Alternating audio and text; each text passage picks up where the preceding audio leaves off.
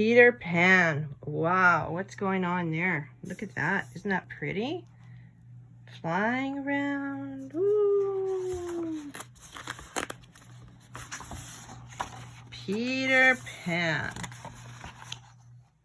Look at the pretty pictures.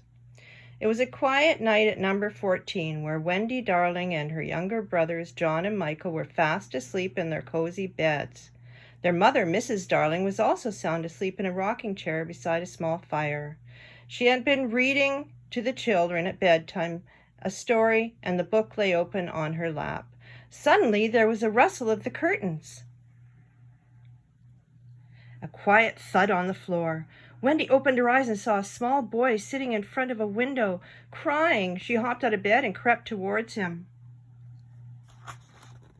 She saw that he wore an outfit completely made of leaves. "Who are you?" she asked. "And why are you crying?" The boy sniffled and wiped a tear. Oh, poor thing. "I'm Peter Pan," he said. "My shadow came off and I can't seem to put it back on. I've tried sticking it with soap and tying it with string and nothing has worked. I can't get by without it." He held up a crumpled black shape in his hands. Wendy asked if she could see it and Peter handed it over. She looked at it for a few minutes, then went to a drawer and pulled out her sewing kit. "This might hurt a little," she said, but Peter was willing to try anything to get his shadow back. Wendy began sewing and Peter found it didn't hurt at all. After a few minutes, Wendy looked up and said, "There, good as new."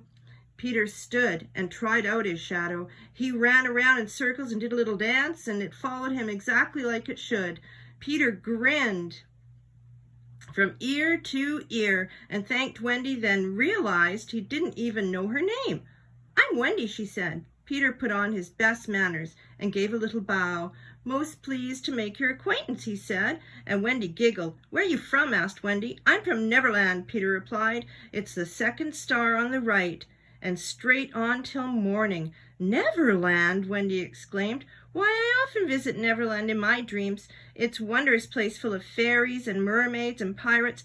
How wonderful to live there." What are they doing now? It was then that Peter had a grand idea. "Would you like to come with me? You could be my new mother."